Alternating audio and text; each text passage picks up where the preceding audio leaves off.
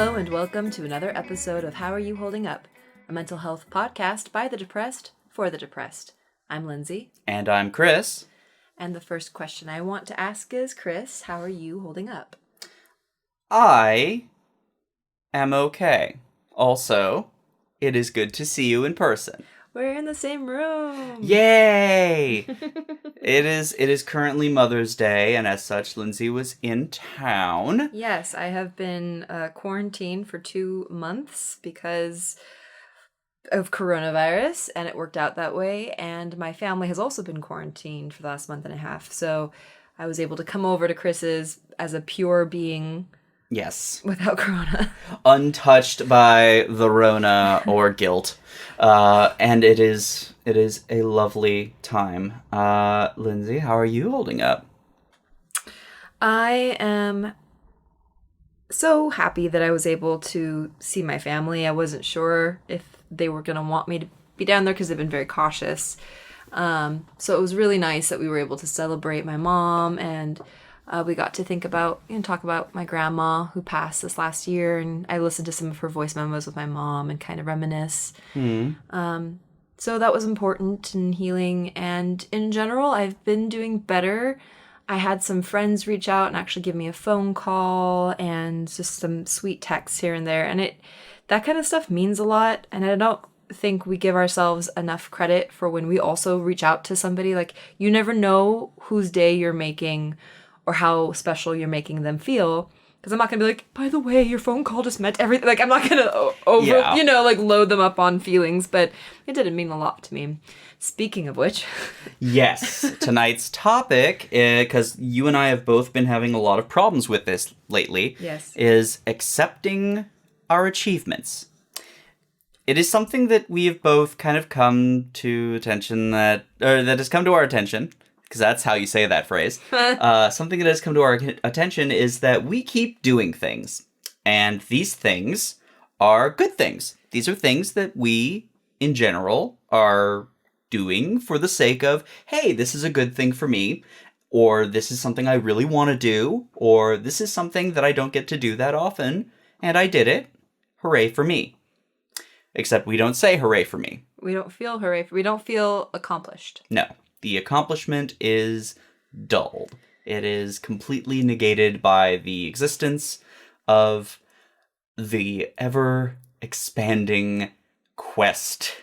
There is always a dog shaking. And also, there is always something to do. Yeah, I came face to face with this the other day. I did a deep clean of the living room and kitchen and bathroom, and then I came downstairs and we have this mountain of laundry that grew because we had a dryer that broke and we're working a lot and we just didn't have time to catch up on laundry. Also, I hate laundry. Mm-hmm. And part of my childlike immaturity is ignoring things until they're so horrible that I binge clean. Mm-hmm. I've gotten better at just doing cleaning as I go, but specifically laundry. So anyway, so I've done all this cleaning and I come down and I look at it and I just have like a meltdown. Yep. And I feel like I've done nothing. I'm garbage. I'm so messy. I'm everything my parents always said that I was a messy person, and that it's unlovable and all this horrible horror. And like, as soon as you feel bad about yourself, all that avalanche of negative self-talk comes back. Yep. From even things that maybe weren't meant as bad as they came off to you, but they're still there in your mind. Always. Similarly, it came to my attention recently when I had pants that were sagging and a belt that was now on a ring that I have not used ever on this belt, that my weight reduction has been working. I've lost about 30 pounds almost since January. You can tell. Which is insane. I have not weighed this much, and I checked on MyFitnessPal. I've not weighed anywhere near this much since 2017. So the combination of the side effects of my medication, which decrease my appetite, and just the fact that, we are in the times that we are in now, and that I've been running around like a headless chicken for most of those times. You have been so busy. Chris has been busier than I've seen him almost ever, because he's one of the few people who I think were still willing to go in to the office, and who was close enough that you can go at a drop of a hat all over the place, where all the other workers were working from home. And I also was one of those people who, as we mentioned in one of the last podcasts, I had all of the supplies already for being a very clean and orderly person in the event of a pandemic such as we are in. Apocalypse. So, yes, I was willing to bring a lot of heavy equipment to people and lift and carry. And I am still looking at myself and I don't see the changes at all. I feel a little bit of them. I still don't have a whole lot of energy and things like that.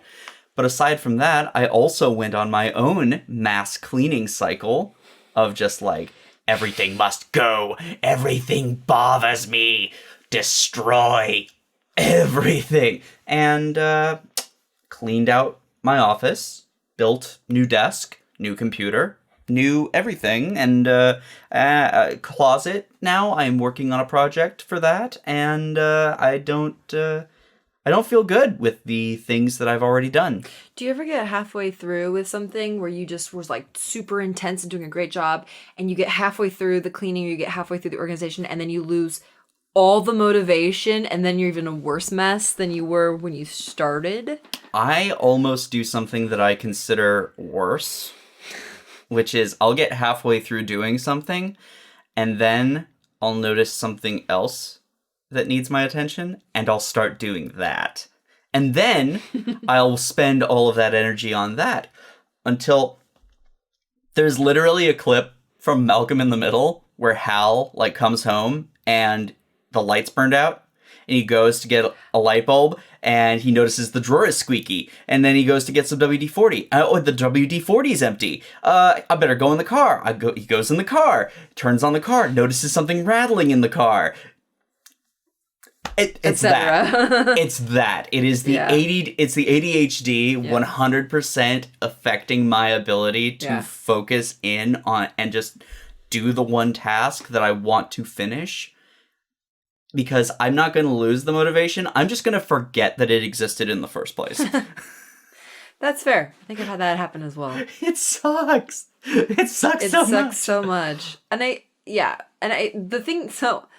had done that clean, going back to my store where I had like started cleaning, and then I was sitting on a pile of clothes and like kind of rage crying. And my partner came in, he sat down next to me on the pile of clothes, and he said, Lindsay, you've done so much today. And I was like, I don't feel like I've done anything. It's not enough. I can't have like a really great career and have a really clean house and be doing the hobbies that I want to be doing. How do people juggle this? I feel like I'm just a loser. And then he like got out a piece of paper and wrote down a list of everything I had done. He's like, you need to physically see the things that you've done. Now look at this. Look at this list. I was like, I guess it's a loss. He's like, tell me how good you're doing. I was like, I'm doing a good job. And sometimes it takes somebody just kind of taking you out of it. But it is hard, and I don't know how, and I think, well, maybe I do know how, but I feel like right now, I don't know how to be proud of myself. I feel like I can sometimes feel accomplished, like, wow, but I mean, it's like something that I tortured myself over, right? Like, maybe I've been just agonizing over this thing, and I've worked so hard, so much harder than I maybe needed to, and then I will maybe feel proud of myself. Yeah. But for the most part, I always feel like I downplay in my own mind my accomplishments or what I've done, and it's actually... It's hard when I want to break that cycle, or I don't know if it's a cycle, but I don't know how. I'll have to talk to my therapist about that, of how to practice feeling proud of yourself. I guess it's the same with self-love, like how to practice self-love if you don't know how. I really especially, I 100% agree. It's just like self-love, because I very few and far between have moments of like, fuck yeah, I did this. Yeah. Like, I had a moment of that a few weeks ago. Yeah.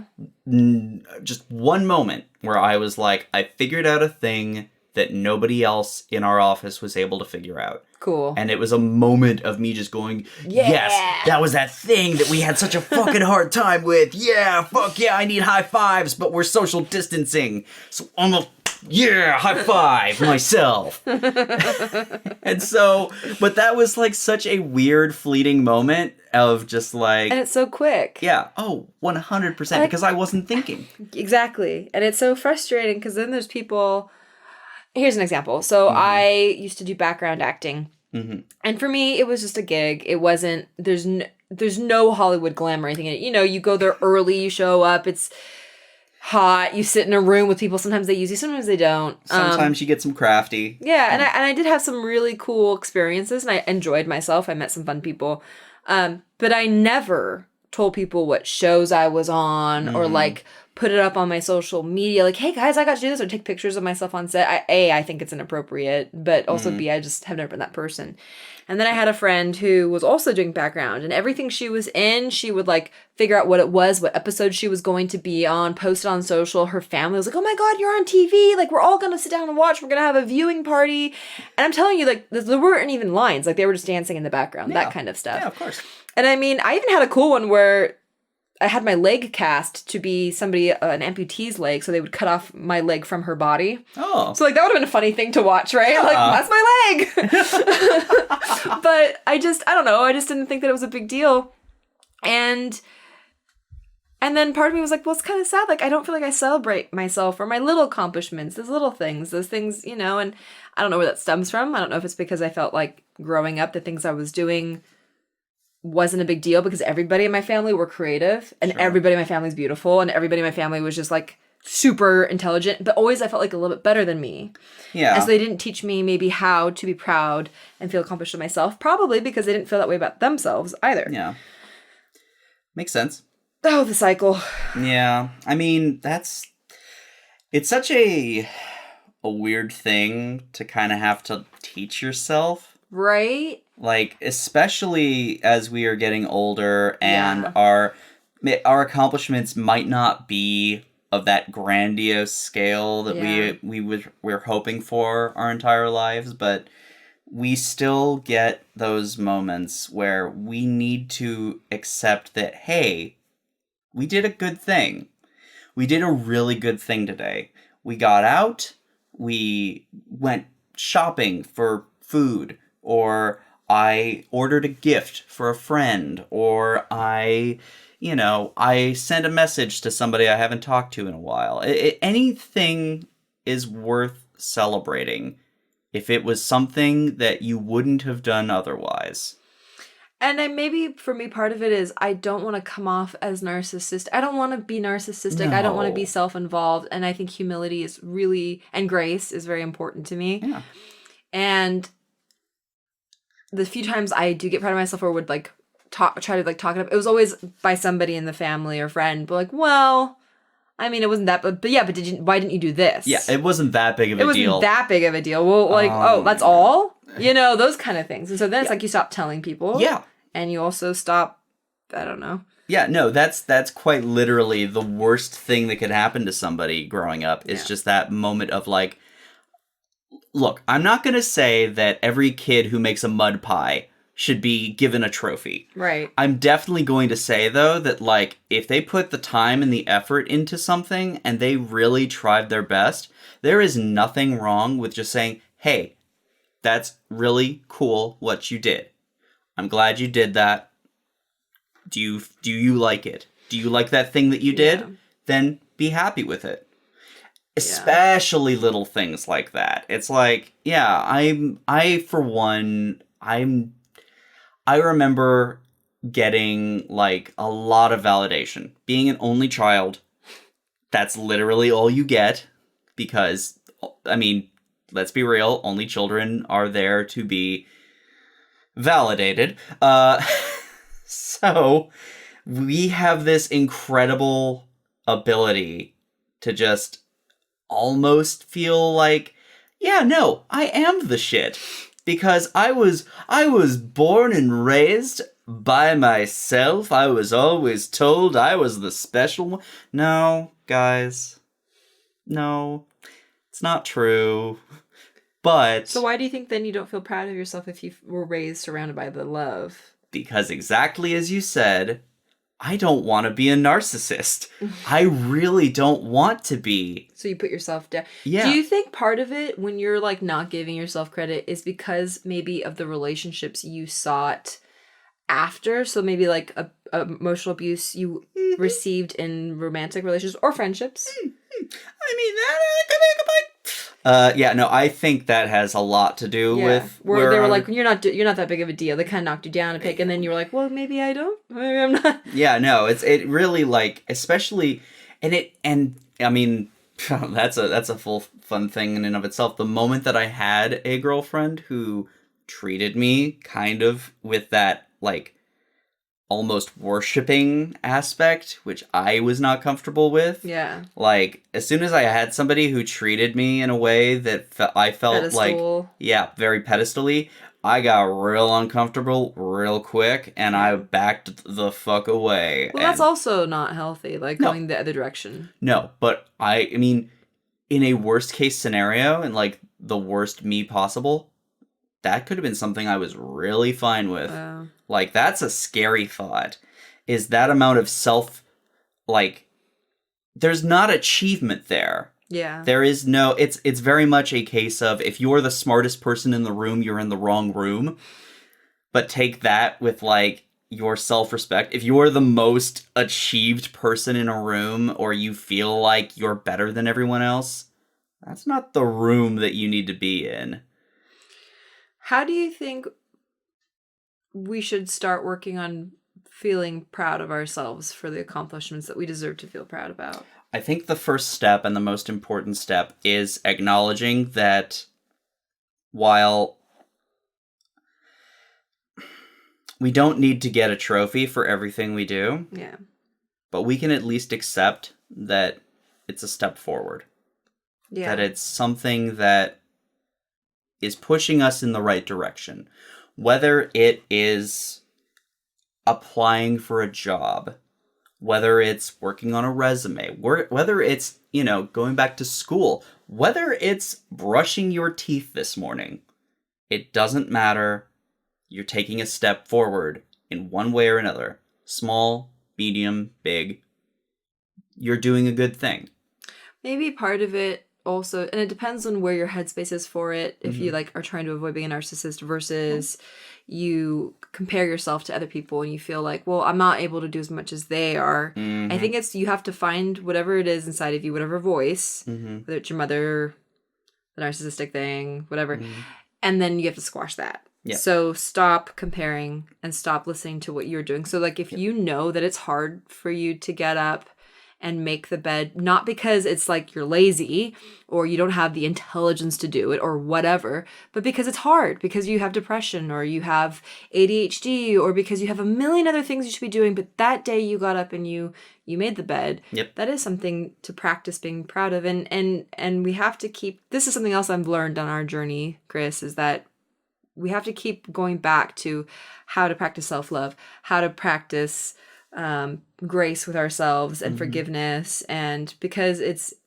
as healing is cyclical, so is our depression. Yes. Oh my God. And some of the things we've talked about, we were in really good headspaces, and I felt like, oh, we know this, we talked about it, I can move forward. But it's like, no, I really need to go back and revisit. Yeah, no, how to have like self-respect. We could absolutely do a whole redux series of just like, hey, here's a shifted perspective. Yeah. But I think the other thing, as far as like accepting achievements, is that first word.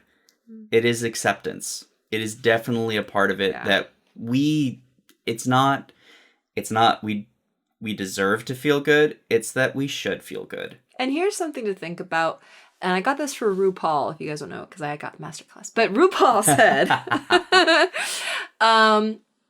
he was talking about, what do you gain from the negative patterns that you're doing? And his example was, he liked to get places late. He'd become very late, and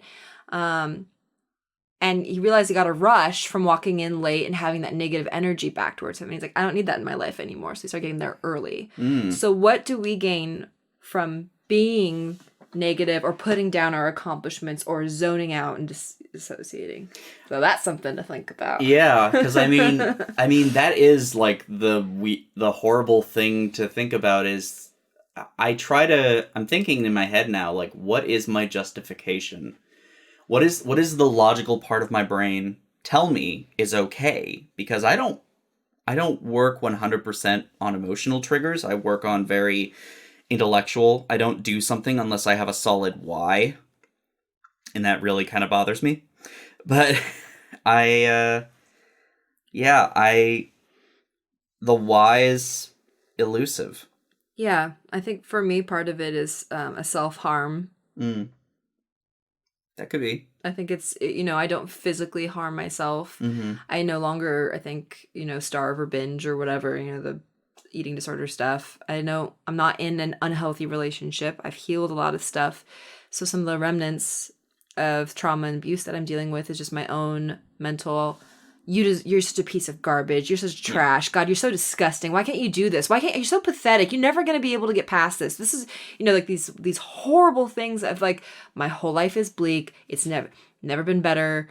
It's never going to get worse. It's just going to be the same or worse. Actually, that's something I'm more afraid of. But yeah, and also I think a funny thing is my memory is garbage during this quarantine. I think every day bleeds into the other one. So remembering the achievements and the good times that I've had, I can't remember what I did a couple days ago. Can't either. You know what I mean? Yeah. So yes, self-love, patience, journaling maybe. Journaling is probably a good idea. If you do something that you feel is an achievement, never hurts to write it down. Yeah. Never hurts to have a list of all the things that you can be like, hey, I did a whole bunch of shit today. Yeah. I should probably remember all that shit that I did today so that I'm not a sobbing mess on a pile of laundry. My partner was saying, how at the end of the day, a lot of people practice gratitude. Mm-hmm. And saying like, thinking a list of things you're grateful for, maybe starting to do a list of things you're proud of yourself for that day. That is a great idea. I thought that was a very good idea. I didn't even come up with it myself. Yay. But I think that does it for this week. Yes. Guys, thank you so much for sticking with us. I know that this, once every 2 week schedule is every other week. Yeah, I mean, every other week. It's it's different. And we're thankful that you guys still listen and whatnot. And we hope that you're all doing well. You're holding up as best as you can amidst this chaos. But we're gonna fight through it. Yes. As always. Thank you guys so much. As for us, follow us on Instagram at HAYHU Podcast. Like our Facebook page. I share things on Facebook sometimes, and I hope it makes you smile. So if you like fun memes, sweet memes, every once in a while I will post on Facebook, or Chris will post something nice on Facebook. So that's why we say like our Facebook page. We don't get paid for any of this. It's just nice to have a community. Yes. If you want to send us something directly, go ahead and email mailbag@howareyouholdingup.com. We love hearing from you folks. We love hearing what you guys want to hear about. Yes. If you're going through something, if you're just confused, if you heard something kind of funky, you heard about a new research study. We also like the science behind depression and anxiety. So go ahead and send us something. I love it. Mm-hmm. And as always, don't tell us to just get over it.